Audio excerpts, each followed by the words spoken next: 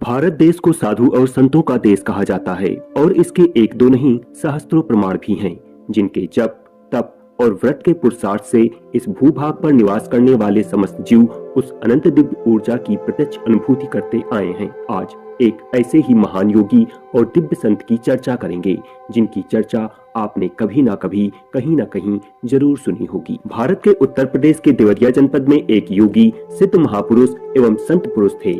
नाम था देवराहा बाबा। इस महान विभूति की कृपा दृष्टि पाने हेतु और उनसे अपनी समस्याओं के समाधान हेतु बड़े बड़े राजनेता टकटकी लगाए उनका मुनहार किया करते थे। पूज्य महर्षि पतंजलि द्वारा प्रतिपादित अष्टांग योग में पारंगत थे। देवराहा बाबा का जन्म अज्ञात है, यहाँ तक कि उनकी सही उम्र का आकलन भी नहीं है। वह यूपी के देवरिया जिले के रहने वाले थे। मंगलवार 19 जून सन 1990 को योगिनी एकादशी के दिन अपना प्राण त्यागने वाले इस बाबा के जन्म के बारे में संशय है। कहा जाता है कि वह करीब 900 साल तक जिंदा थे। बाबा के संपूर्ण जीवन के बारे में अलग अलग मत है। कुछ लोग उनका जीवन मात्र 250 साल तो कुछ लोग 500 साल मानते हैं। श्रद्धालुओं के कथनानुसार बाबा अपने पास आने वाले प्रत्येक व्यक्ति से बड़े प्रेम से मिलते थे और सबको कुछ न कुछ प्रसाद अवश्य देते थे। प्रसाद देने के लिए बाबा अपना हाथ ऐसे ही मचान के खाली भाग में रखते थे और उनके हाथ में फल, मेवे या कुछ अन्य खाद्य पदार्थ आ जाते थे, जबकि मचान पर ऐसी कोई भी वस्तु नहीं रहती थी। श्रद्धालुओं को कौतूहल होता था कि आखिर यह प्रसाद बाबा के हाथ में कहां से और कैसे आता है। जनश्रुति के मुताबिक वह खेचरी मुद्रा की वजह से आवागमन से कभी भी कहीं भी चले जाते थे। उनके आसपास उगने वाले बाबूल के पेड़ में कांटे नहीं होते थे, चारों तरफ सुगंध ही सुगंध होता था। लोगों में विश्वास है कि बाबा जल पर भी चलते थे और अपने किसी भी गंतव्य स्थान पर जाने के लिए उन्होंने कभी भी सवारी नहीं की और ना ही उन्हें कभी किसी सवारी से कहीं जाते हुए देखा गया। बाबा हर साल कुंभ के समय प्रयाग आते थे। वह किसी महिला के गर्भ से नहीं बल्कि पानी से अवतरित हुए थे। यमुना के किनारे वृंदावन में वह 30 मिनट तक पानी में बिना सांस लिए रह सकते थे। उनको जानवरों की भाषा समझ में आती थी। खतरनाक जंगली जानवरों को वह पल भर में काबू कर लेते थे। लोगों का मानना है कि बाबा को सब पता रहता था कि कब कौन कहां उनके बारे में चर्चा हुई। वह अवतारी व्यक्ति थे। उनका जीवन बहुत सरल और सौम्य था। वह फोटो कैमरे और टीवी जैसी चीजों को देख अचंभित रह जाते थे। वह उनसे अपनी फोटो लेने के लिए कहते, लेकिन आश्चर्य की बात यह थी कि उनका फोटो नहीं बनता था। वह नहीं चाहते तो रिवॉल्वर से गोली नहीं चलती थी। उनका निर्जीव वस्तुओं पर पूरा नियंत्रण था। अपनी उम्र, कठिन तप और सिद्धियों के बारे में देवराहा बाबा ने कभी कोई चमत्कारिक दावा नहीं किया, लेकिन उनके इर्द गिर्द हर तरह के लोगों की भीड़ ऐसी ही रही जो हमेशा उनमें चमत्कार खोजते देखी गई। देश दुनिया के महान लोग उनसे मिलने आते थे और विख्यात साधु संतों का भी उनके आश्रम में समागम होता रहता था। उनसे जुड़ी कई घटनाएं इस सिद्ध संत को मानवता, ज्ञान, तप और योग के लिए विख्यात बनाती हैं। कोई 1987 की बात होगी, जून का ही महीना था। वृंदावन में यमुना पर देवराहा बाबा का डेरा जमा हुआ था। अधिकारियों में अफरा तफरी मची थी। प्रधानमंत्री राजीव गांधी को बाबा के दर्शन करने आना था। प्रधानमंत्री की आगमन और यात्रा के लिए इलाके की मार्किंग कर ली गई। आला अफसरों ने हेलीपैड बनाने के लिए वहां लगे एक बबूल के पेड़ की डाल काटने के निर्देश दिए। भनक लगते ही बाबा ने एक बड़े पुलिस अफसर को बुलाया और पूछा कि पेड़ को क्यों काटना चाहते हो। अफसर ने कहा, प्रधानमंत्री की सुरक्षा के लिए जरूरी है। बाबा बोले, तुम यहाँ अपने पीएम को लाओगे, उनकी प्रशंसा पाओगे। पीएम का नाम भी होगा कि वह साधु संतों के पास जाता है, लेकिन उसका दंड तो बेचारे पेड़ को भुगतना पड़ेगा। वह मुझसे इस बारे में पूछेगा तो मैं उसे क्या जवाब दूंगा? नहीं, यह पेड़ नहीं काटा जाएगा। अफसरों ने अपनी मजबूरी बताई कि यह दिल्ली से आए अफसरों का आदेश है, इसलिए इसे काटा ही जाएगा। और फिर पूरा पेड़ तो नहीं काटना है, इसकी एक टहनी ही काटी जानी है। मगर बाबा जरा भी राजी नहीं हुए।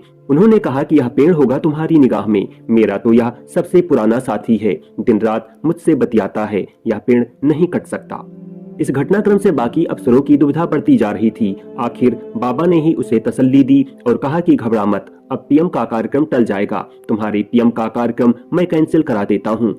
आश्चर्य कि 2 घंटे बाद ही पीएम ऑफिस से रेडियोग्राम आ गया कि प्रोग्राम स्थगित हो गया है। कुछ हफ्तों बाद राजीव गांधी वहां आए, लेकिन पेड़ नहीं कटा। इसे क्या कहेंगे, चमत्कार या संयोग? बाबा की शरण में आने वाले कई विशिष्ट लोग थे। उनके भक्तों में जवाहरलाल नेहरू, लाल बहादुर शास्त्री, इंदिरा गांधी जैसे चर्चित नेताओं के नाम हैं। उनके पास लोग हठ योग सीखने भी आते थे। सुपात्र देखकर वह हठ योग की 10 मुद्राएं सिखाते थे। योग विद्या पर उनका गहन ज्ञान था। ध्यान, योग, प्राणायाम, त्राटक, समाधि आदि पर वह गूढ़ विवेचन करते थे। कई बड़े सिद्ध सम्मेलनों में उन्हें बुलाया जाता तो वह संबंधित विषयों पर अपनी प्रतिभा से सबको चकित कर देते। लोग यही सोचते कि बाबा ने इतना सब कब और कैसे जान लिया। ध्यान, प्राणायाम, समाधि की पद्धतियों के वह सिद्ध थे ही। धर्माचार्य, पंडित, तत्वज्ञानी, वेदांती उनसे कई तरह के संवाद करते थे। उन्होंने जीवन में लंबी लंबी साधनाएं की। जन कल्याण के लिए वृक्षों, वनस्पतियों के संरक्षण, पर्यावरण एवं वन्य जीवन के प्रति उनका अनुराग जग जाहिर था। देश में आपातकाल के बाद हुए चुनाव में जब इंदिरा गांधी हार गईं,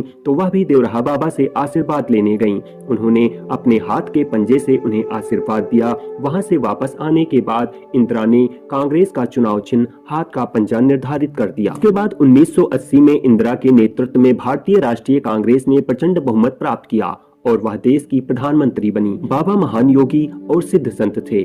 उनके चमत्कार हजारों लोगों को झंकृत करते रहे। आशीर्वाद देने का ढंग उनका निराला था। मचान पर बैठे बैठे ही अपना पैर जिसके सिर पर रख दिया वो धन्य हो गया। उनके दर्शनों को प्रतिदिन विशाल जनसमूह उमड़ता था। बाबा भक्तों के मन की बात भी बिना बताए जान लेते थे।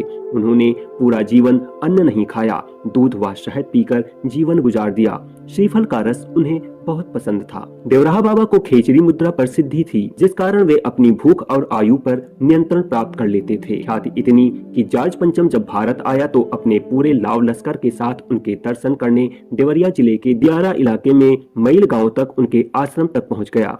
दरअसल इंग्लैंड से रवाना होते समय उसने अपने भाई से पूछा कि क्या वास्तव में इंडिया के साधु संत महान होते हैं।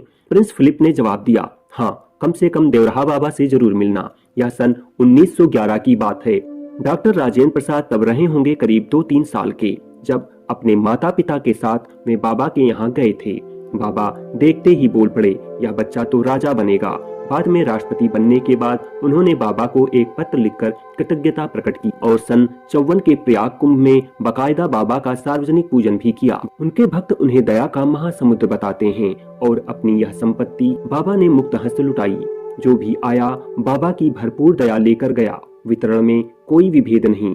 वर्षा जल की भांति बाबा का आशीर्वाद सब पर बरसा और खूब बरसा। मान्यता थी कि बाबा का आशीर्वाद हर मर्ज की दवाई है। कहा जाता है कि बाबा देखते ही समझ जाते थे कि सामने वाले का सवाल क्या है। तीव्र दृष्टि के साथ तेज नजर, कड़क आवाज, दिल खोलकर हंसना, खूब बतियाना बाबा की आदत थी। याददाश्त इतनी कि दशकों बाद भी मिले व्यक्ति को पहचान लेते और उसके दादा परदादा तक का नाम व इतिहास तक बता देते, किसी तेज कंप्यूटर की तरह।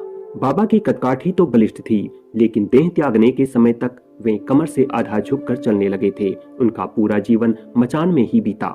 लकड़ी के 4 खंभों पर टिकी मचान ही उनका महल था, जहां नीचे से लोग उनके दर्शन करते थे। महल में वे 7 से 8 महीना बिताते थे। कुछ दिन बनारस के रामनगर में गंगा के बीच, माघ में प्रयाग, फागुन में मथुरा के मठ के अलावा वे कुछ समय हिमालय में एकांतवास भी करते थे। खुद कभी कुछ नहीं खाया, लेकिन भक्तगण जो कुछ भी लेकर पहुँचे उसे भक्तों पर ही बरसा दिया करते। उनका बताशा मखाना हासिल करने के लिए सैकड़ों लोगों की भीड़ हर जगह जुटी रहती थी। और फिर अचानक 11 जून 1990 को उन्होंने दर्शन देना बंद कर दिया। लगा जैसे कुछ अनहोनी होने वाली है। मौसम तक का मिजाज बदल गया। यमुना की लहरें तक बेचैन होने लगी। मचान पर बाबा त्रिबंध सिद्धासन पर बैठे ही रहे। डॉक्टरों की टीम ने थर्मामीटर पर देखा कि पारा अंतिम सीमा को तोड़कर निकलने पर आमादा है। 19 तारीख को मंगलवार के दिन योगिनी एकादशी थी। आकाश में काले बादल छा गए। तेज आंधियां तूफान ले आईं। यमुना जैसे समुद्र को मात करने पर उतावली थी। लहरों पर उछाल बाबा की मचान तक पहुंचने लगा और इन्हीं सब के बीच शाम 4 बजे बाबा का शरीर स्पंदन रहित हो गया। भक्तों की अपार भीड़ भी प्रकृति के साथ हाहाकार करने लगी। इस तरह से इस महायोगी ने अपनी स्थूल काया को छोड़कर अपने आप को सदा सदा के लिए परमानंद में विलीन कर लिया। तो यह थी इस महायोगी के जीवन से जुड़ी लीलाओं का एक छोटा सा अंश। उम्मीद करता हूँ कि आपको यह वीडियो जरूर अच्छी लगी होगी। अगर हाँ तो इसे लाइक करें और ज्यादा से ज्यादा लोगों को शेयर करें। धन्यवाद।